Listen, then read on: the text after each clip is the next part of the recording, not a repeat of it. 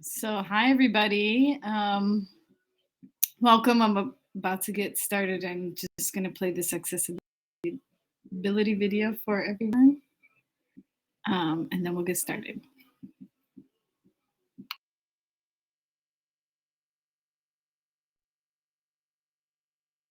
Hello, and welcome to the 17th Annual Food Justice Summit. My name is Enrique Orozco, and I am one of the co-organizers of the summit this year. Before we start your session, I want to highlight some of the accessibility options, engagement features, and explain how to access interpretation services. Hola, y bienvenido a la 17ª Cumbre Anual de la Justicia Alimentaria de Chicago. Me llamo Enrique Orozco y soy uno de los coordinadores de la cumbre este año. Antes de empezar, quiero tomar un momento para indicar las opciones de accesibilidad, las herramientas de participación y los servicios de interpretación. Para acceder a los servicios de interpretación, fíjese al lado izquierdo de su pantalla. Al hacer clic al botón que dice Audio Captions, se abrirá una ventana. Haga clic en Select y luego elige el lenguaje de su preferencia, inglés o español. Comenzarás automáticamente a escuchar al intérprete. Para acceder a los servicios de subtítulo, elige el botón que indique CC. Se tiene que elegir una de estas opciones. Para escuchar a los presentadores, elige la opción Floor. Se puede cerrar esta ventana.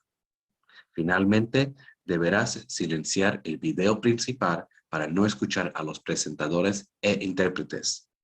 Estas opciones también se pueden encontrar al lado derecho de su pantalla, bajo la pestaña que dice Interpretación. To access interpretation services, look at the left side of your screen. By clicking on the Audio Captions button, you will open a window. Click on Select and then choose which language you would like to hear, English or Spanish. You will automatically begin to hear the interpreter. To turn on closed captioning, click on the CC button. You will need to select one of these options. To hear the original speakers, select the floor option. You may close this window. Finally, you will need to mute the main video in order to not hear the original speakers and interpreters. These features can also be found on the right side of your screen under the Interpretation tab. The platform also offers a number of visual accessibility tools. To find them, click on the profile image at the bottom of your screen, and then select Accessibility Adjustments. You can also change the language of the window through this pop-up. Under these accessibility adjustments, you can select different options to make the website easier to read. We welcome you to participate in the conversation through the chat window. Clicking again on the Chat tab on the right side will open up this screen. Select the box at the beginning to begin typing into the chat. At the end of the session, we will open for a brief question and answer portion, and you may type your questions here.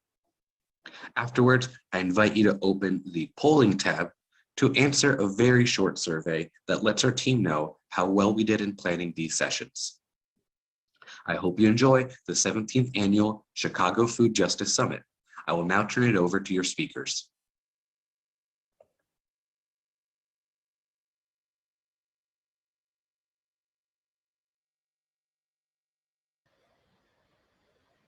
All right. Welcome everybody to Collective Care in the Cafeteria, where we'll be talking about the Metro Chicago Good Food Purchasing Initiative's 3-year vision.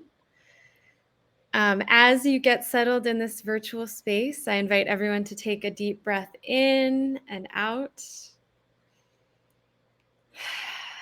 And hope that everyone feels relaxed and calm and ready to listen and learn this afternoon.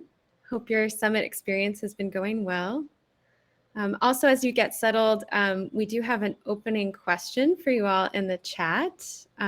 Would love to see folks' answers as the three of us introduce ourselves. Please feel free to introduce yourselves in the chat, your name, your pronouns, your organization, or role that you play in the food system. And what would a liberatory cafeteria that honored collective care look and feel like to you? What would it smell like? What would it taste like? So no idea, too creative. And then while you're answering that question in the chat, I'll just quickly introduce myself and turn it over to Dakari and Eliana. I'm Marley Wilson. I use she, her pronouns. I'm with the Chicago Food Policy Action Council and serve as the Good Food Purchasing Project Manager. I'll turn it over to Dakari. Hey, good afternoon, everybody. I'm Dakari Howard, and I serve as the Supply Chain Development Specialist here with Chicago Food Policy Action Council. I use he, him pronouns, and I can pass it over to Eliana to introduce herself. Hi, everyone. Happy to be here supporting this presentation. My name is Eliana Pinilla, and I am the Director of Partnerships for the Common Market Great Lakes. Great. So we have a short period of time together this afternoon. So we will spend it giving a quick overview of the Metro Chicago Good Food Purchasing Initiative, and then look ahead at the development of a 3-year vision for where we're going with the work, and then a deep dive into what that work will look like, especially around building a more racially equitable supply chain. And then hopefully we'll have plenty of time for answering any questions that y'all might have, which you can feel free to share in the chat as we go, and we'll address them at the end. And turn it over to Dakari. All right. So just a little bit about the organization, the Chicago Food Policy Action Council, more affectionately called CFPAC. We work to co-develop, facilitate, advocate, and support for implementation of policies to manifest food justice and sovereignty across the Chicago region. Here's our team, and because we're super small, our roles are always adjusting, and they remain dynamic, so I'll just name folks by name instead of title. We have Roger Cooley, we have myself, Dakari Howard, Marley Wilson, Asia Castaneda Mohammed, Steph Funk, Mirage Sheik, and we have Ashia Albert. And I'll pass it over to Eliana to further talk about the common market. Thank you, Dakari. So about the common market, not to belabor it, if you had the chance to connect yesterday and hear from our founder, Hailey Johnston, you're probably all very familiar by now. If you haven't, I invite you to go below and connect through the virtual booth. But in brief and foundationally, the Common Market is a nonprofit wholesale food distributor. And we've successfully built sustainable regional food systems that strengthen the health and wealth of all people. We're currently based out of 3 different markets, the Great Lakes being the newest one and the 4th one. And we are focused on building relationships between sustainable family farms and regional markets. And with that, the theory of change being that we are strengthening our communities, health, and environment, and local economies. And we partner to create the supply chain from procurement through delivery so that schools, hospitals, cities, and all communities can realize the full value of a healthy food system. So with that, I am going to pass it to Dakari. All right. So right now we're going to hop into the Metro Chicago Good Food Purchasing Initiative, some overview and some history. Next slide. So typically within this work, we use a couple of different acronyms. So one thing that we want to really ground us in is that this, for folks who are familiar with this work, this is emphasis instead of repetition. So look at it like that. But we use 3 different acronyms. We use GFPI, which is the Good Food Purchasing Initiative. We use GFPP, which is the Good Food Purchasing Program, and we also use GFPP as the Good Food Purchasing Policy. So just try to keep up with us. And if not, there'll be more workshops that we'll be working on, and we got a website to kind of guide you through that. But right now, we're just looking at the GFPI Vision, the Good Food Purchasing Initiative's vision. And what that is that we envision a food system where our community institutions support and contribute to the building of collective power of those structurally excluded from control over food production and access to imagine, build, and tend to a liberatory food shed. Next slide, please.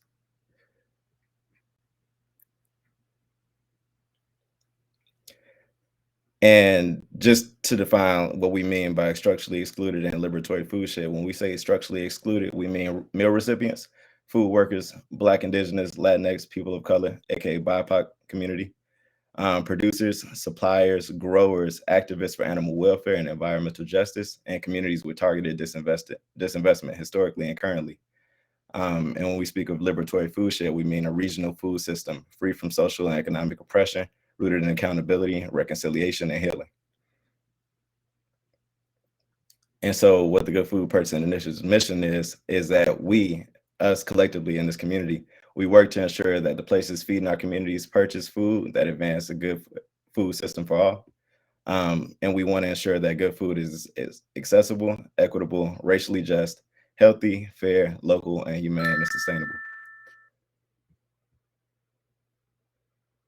And so just to emphasize who's doing this work. So we're working within this constellation of people and places committed to that vision and values to really push forward this GFPI.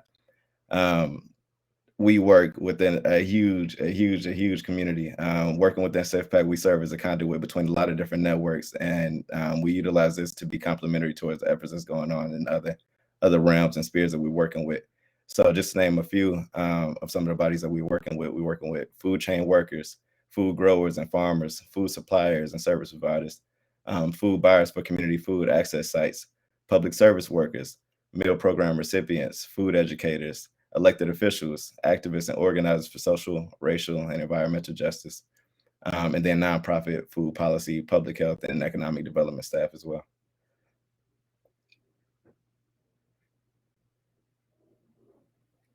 And so where have we been? So in 2017, 2018, the Good Food Purchasing Policy had been adopted. And then through multiple conversations that we've been having to develop a theory of change, has led to us beginning the Good Food Purchasing Initiative, which contributes strongly to these key strategies identified, which is GFPP implementation, equitable supply chain development, and normalizing the good food culture.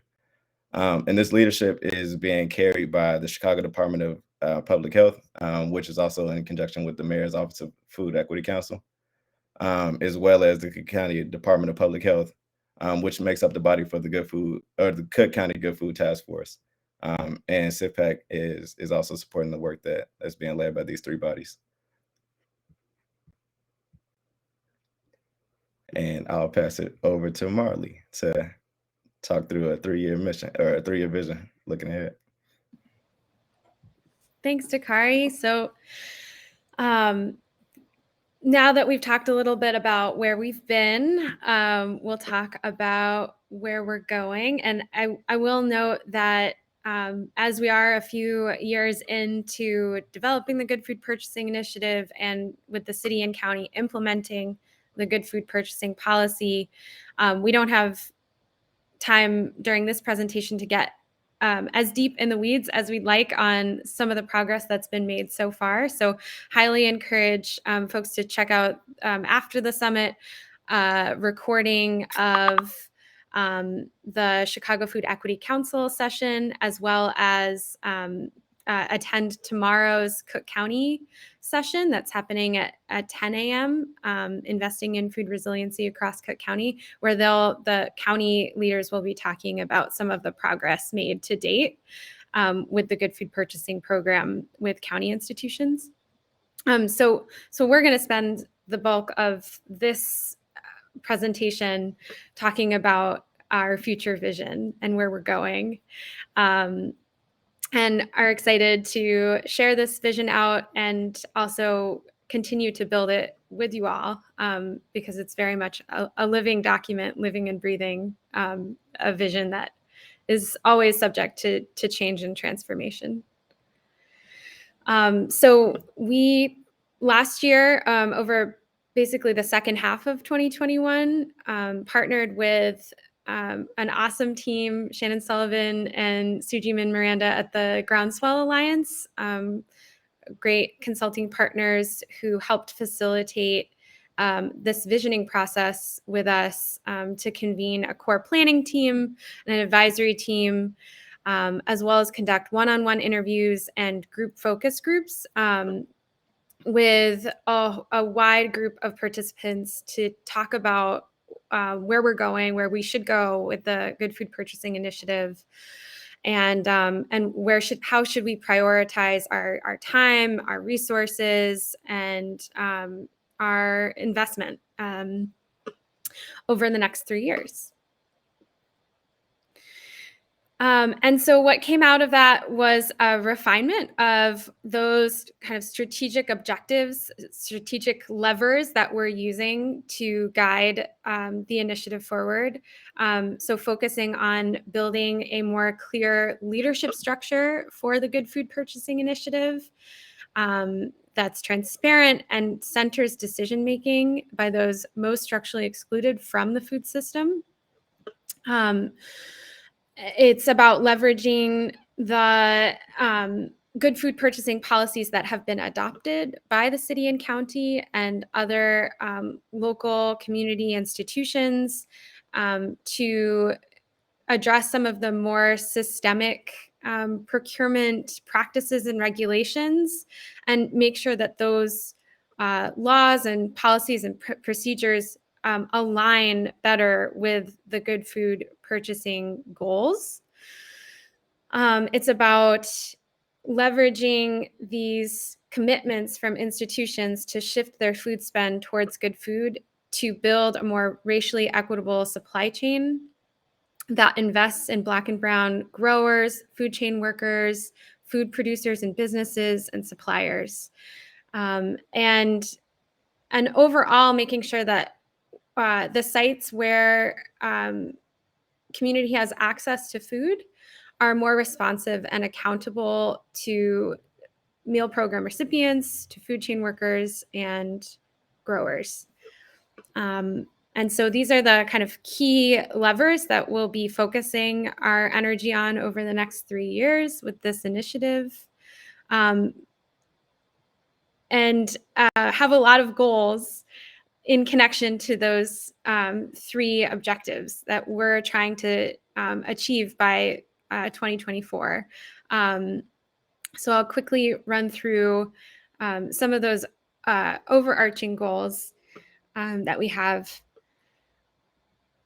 on the horizon. So one is in connection to leadership. So again, just making sure that we're building a really clear and transparent decision-making structure, and that we're addressing some of those systems that I mentioned around procurement reform, and really ensuring that kind of the overarching policy environment around how departments and agencies that supply food, how they actually contract with food vendors to provide food. So really looking at, how are those systems in line and complement the good food purchasing policy goals.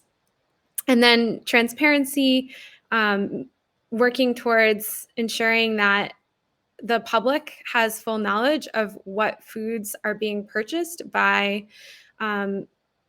departments and agencies that supply meals, or their vendors, and making sure all of those purchases are available to the public, and that their progress towards their good food action plans are also available and transparent to the public as well.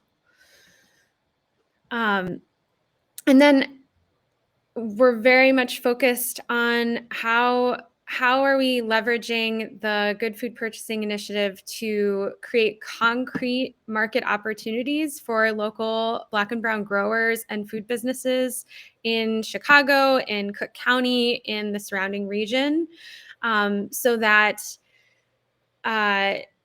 we're not just talking about this. There's actual investment, actual supply chains being tested and piloted and built, leveraging the Good Food Purchasing Program and its goals, and that we are launching as and distributing funds as much as possible to support farms and food businesses that would like to eventually participate in the institutional market, may not be ready for that yet, but need more time and planning and funding and support to build their resiliency.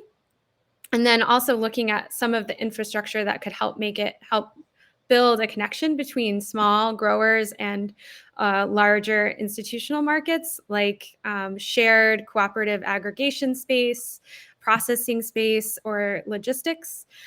And then this last one on solidarity is a goal around, not just inviting practitioners and stakeholders and the public to join the Good Food Purchasing Initiative and our table, but how are we showing up across aligned organizing spaces and lending our support and lending the Good Food Purchasing policy and the initiative as a tool that others can hopefully leverage for their own aligned goals towards food shed transformation.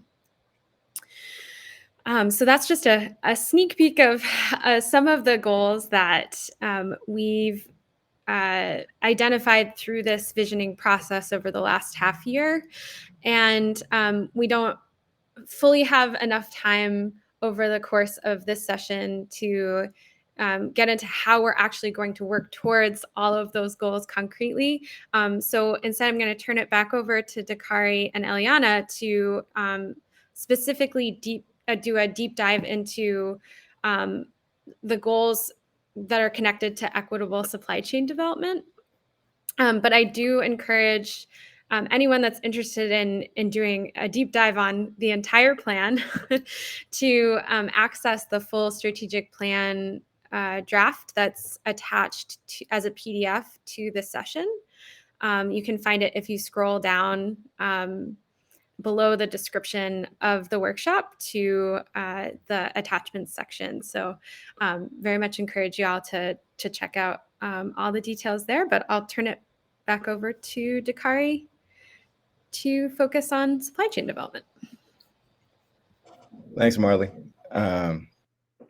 So next slide, please. We've had some really cool happenings within the supply chain development process since last year, which I think is also like fitting because last year's summit title was Radical Reimagination.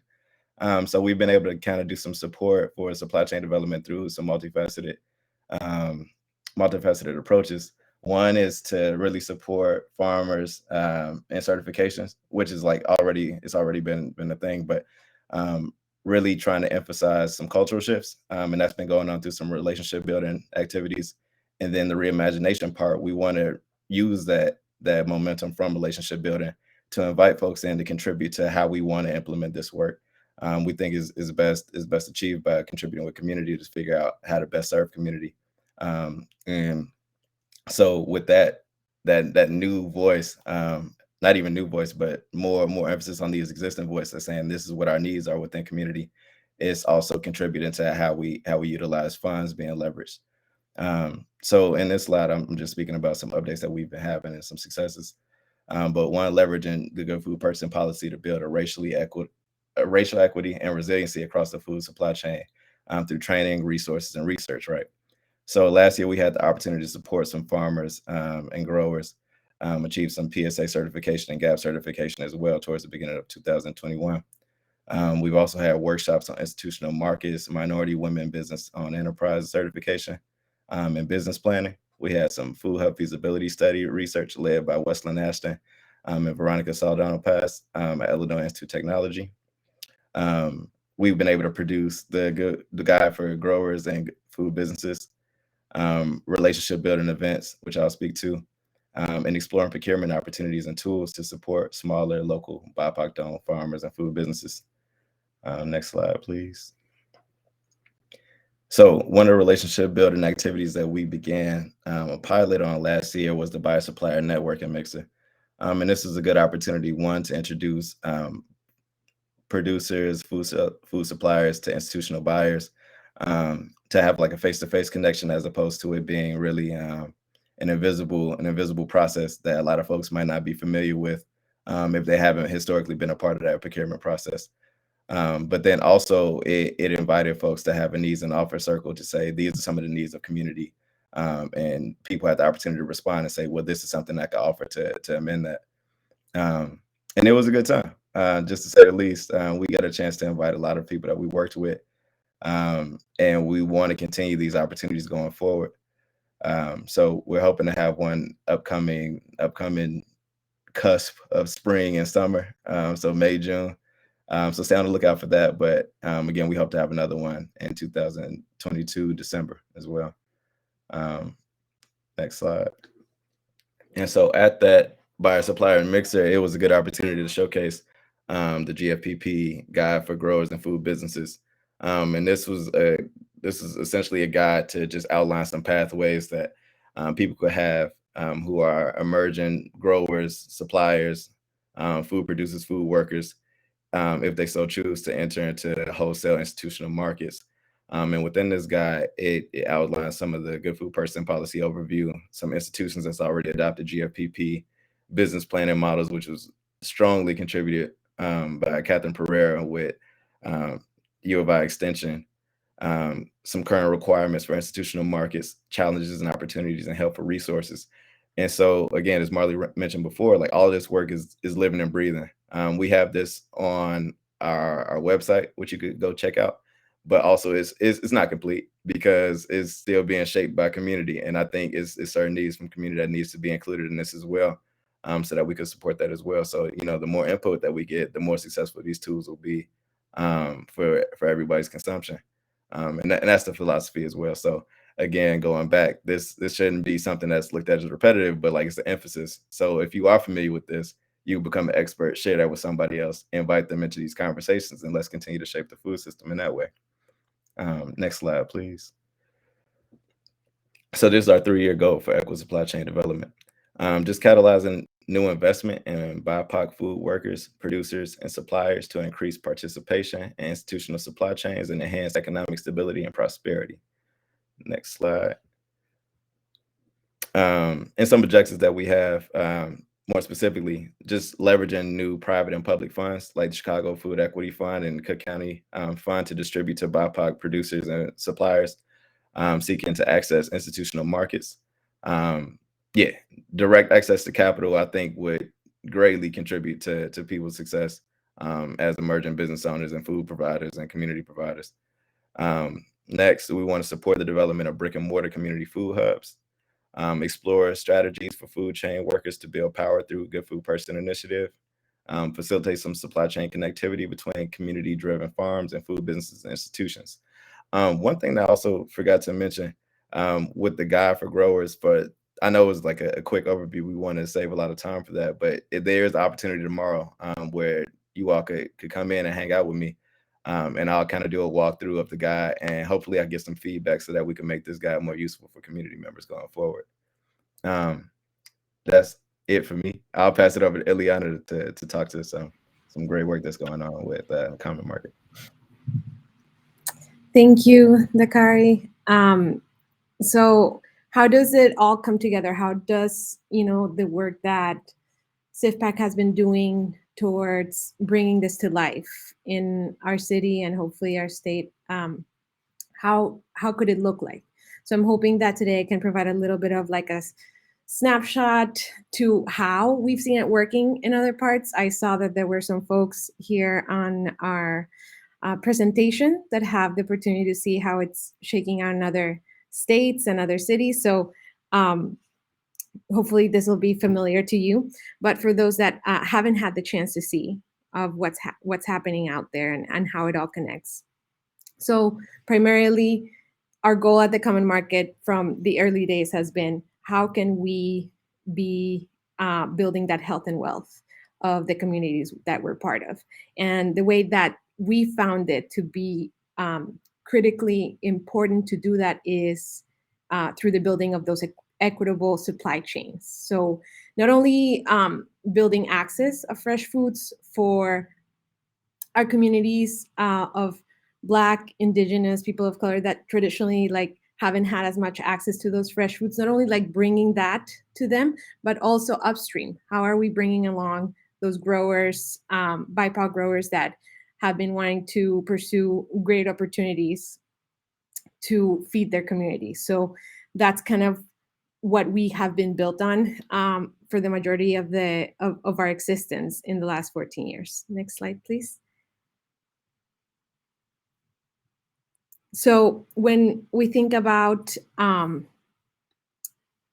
the work and like the practical parts of it, this is really it. And I'm not gonna summarize the slide. I kind of want to share a little bit more of like, how does all this, work with farms, fostering animal welfare, fostering environmental sustainability?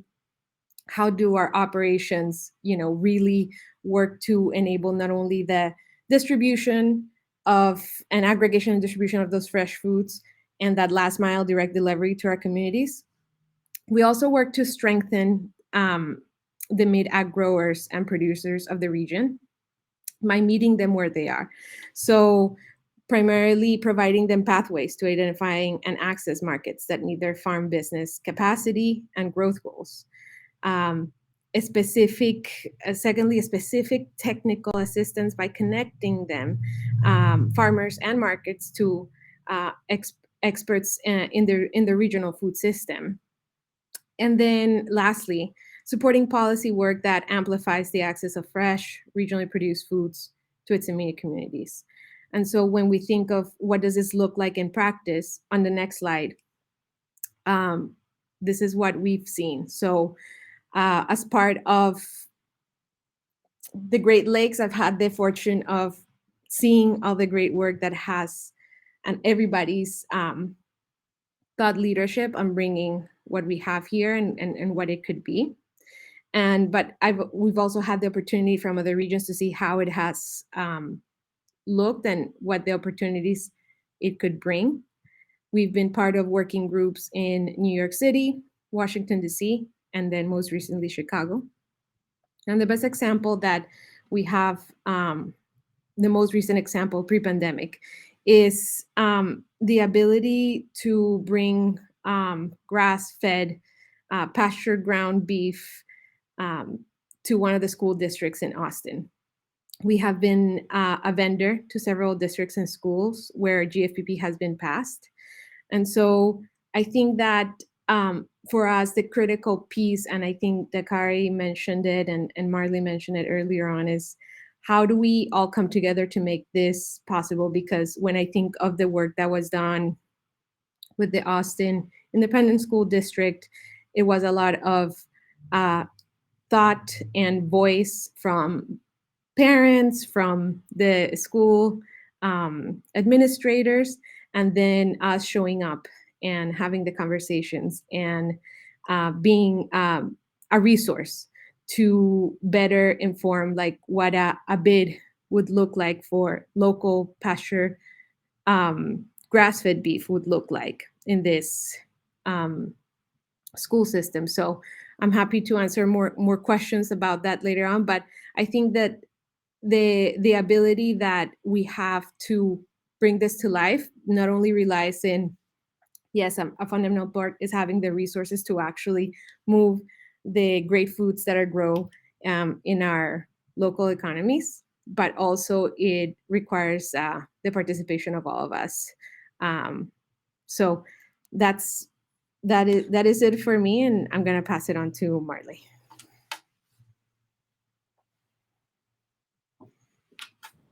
Thanks, Eliana. So we blew through those slides. We have a lot of time for questions and conversation. So would love to see if anyone has any questions about the plan, about what's currently happening, anything that we can answer for you all, we are ready to keep sharing.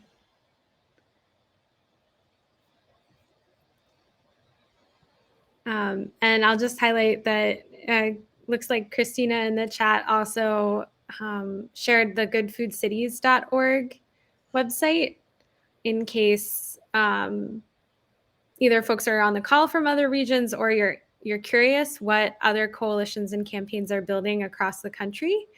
Thank you for sharing that, Christina, because what's wonderful is we're not alone in our initiative here in Metro Chicago, but we are communicating with and sharing best practices and challenges with people who care about this all across the country and learning a lot as we go. And there's just some amazing work happening in New York City and Austin, Texas, Washington, D.C., San Francisco. Yeah, it's really inspiring.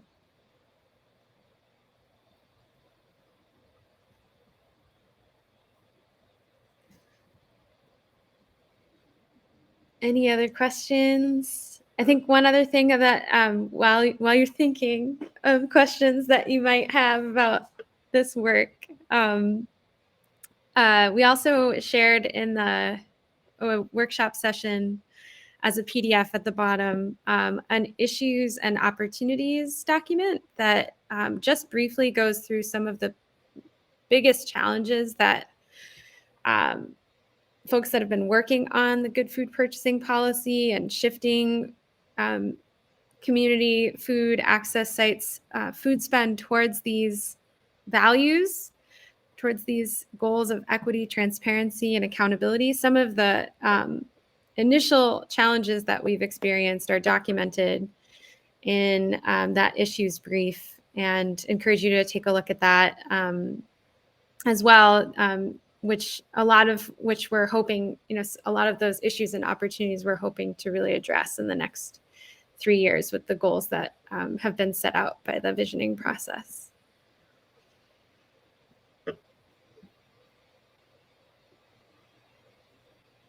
I see there's a question about whether it's the same fund from the Good Food Fund that's in Detroit. Actually, Chicago has definitely been inspired by the Detroit's funding ecosystem, which I think we're really excited now that Chicago is building this food equity fund that will hopefully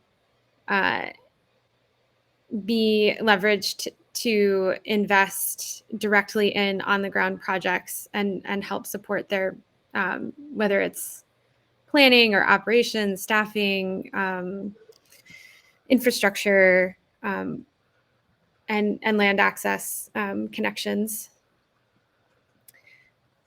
But yeah, we've looked at, I think, Detroit as a model for that.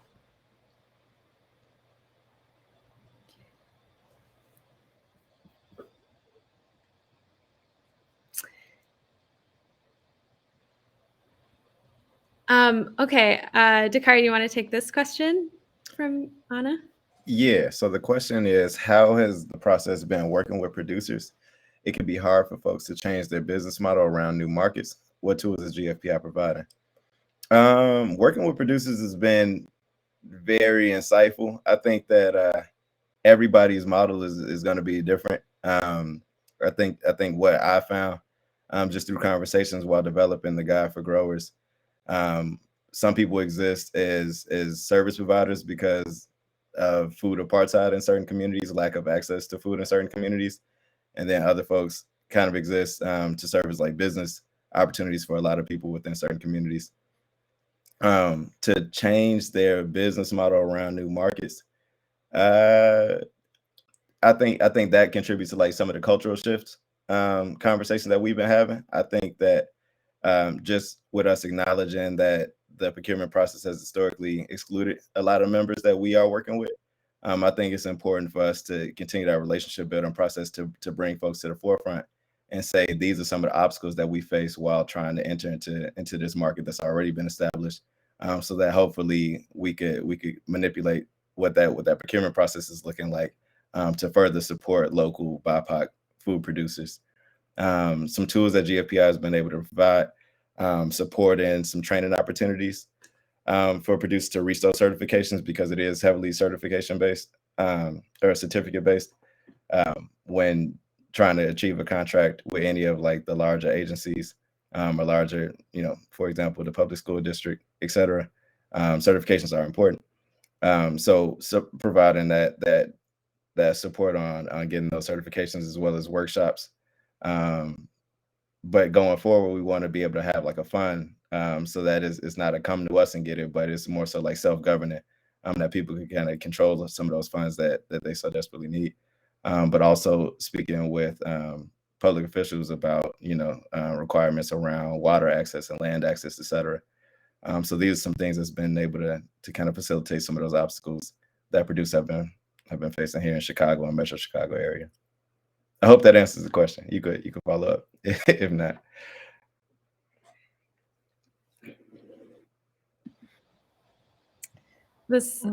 Oh, Eliana, go ahead. Yeah, no, I think that so one of the, following up on the example of like the Austin Independent School District, is that it's really about the approach.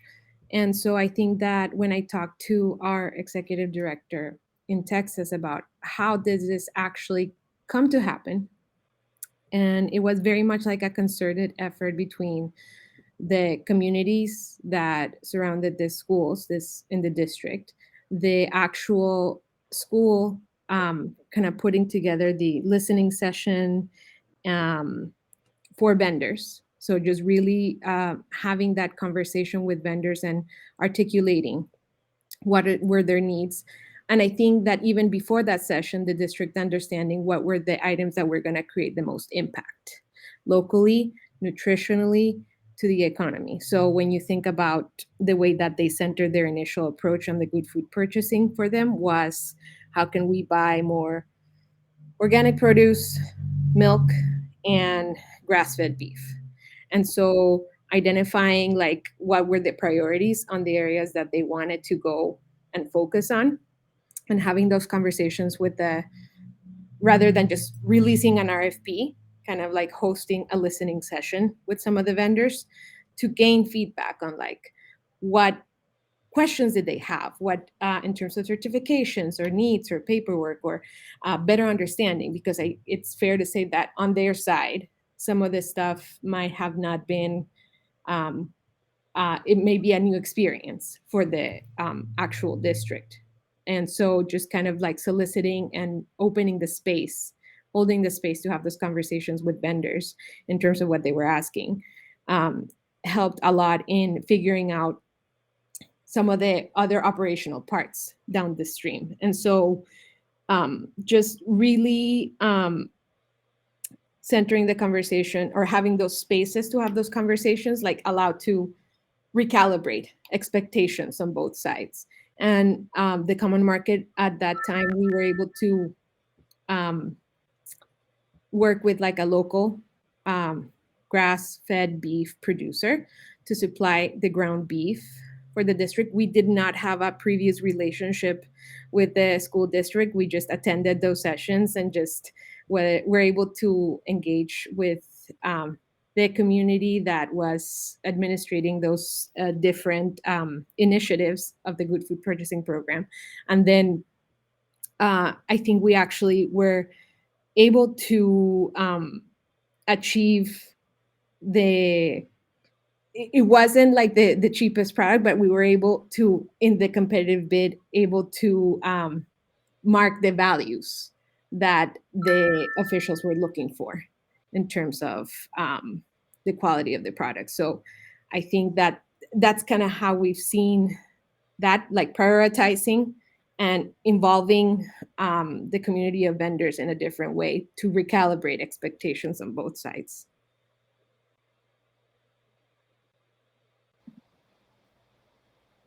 But I know, Marty, you could probably add on the Chicago-specific challenges.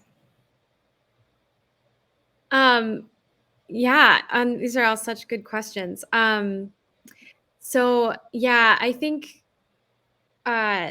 scale certainly is a challenge. Where the Chicago Public Schools serves, 360,000 kids school meals, multiple meals every day. And right now, as I think Kenneth is alluding to, they contract with one food service management company to service the entire district, and that purchasing process is very centralized at the moment. So if you wanted to supply the school district, you'd have to supply it at that scale. And so something that we've been having some really exciting and interesting conversations with the nutrition support services staff, awesome group of folks at CPS that are working on school meals, about is how do we actually create opportunities that are at a more appropriate scale, that don't require one grower to have to service, the entire district, but is there an equitable strategy that we can build so that we're not, making meals better in one school over another, but that there's really high quality food being supplied to all schools, but there's some flexibility and openings for like a local community farm, even an urban farm like that is right down the block potentially from a school to connect to the salad bar. So a lot of these conversations are still in the initial ideation phase, but I think that's the kind of breaking down of those procurement blocks that we need to get through so that we can open up more opportunities for growers that and food businesses that make more sense, and can kind of meet the need, but also meet farmers and food businesses where they're at. And then price point, we can't not talk about price. Good food, in my opinion, should cost more because we're investing upfront in the land and in the growers and food chain workers and health. And that should be something that we value with our dollars, and we shouldn't necessarily be trying to spend as little as possible on food. Right now, budgets aren't huge. There's like basically $1 to spend, less than $1 to spend per meal. So that's something that I think we need to continue to advocate for, that we need to actually invest in our public meal programs and ensure that those investments are going towards food that reinvests in the local economy equitably and reinvests in our environment and our animals and our people. But in the meantime, we're trying to address those price point challenges creatively and approach the process with buying less meat but better meat, and trying to think about how we could achieve economies of scale and lower the price, but not necessarily jeopardize the quality in the process. So I know I'm running out of time, and we want to honor especially our interpreters' time with this session. Any final words from Eliana or Dakari before we break? Participate. Just any opportunity you have to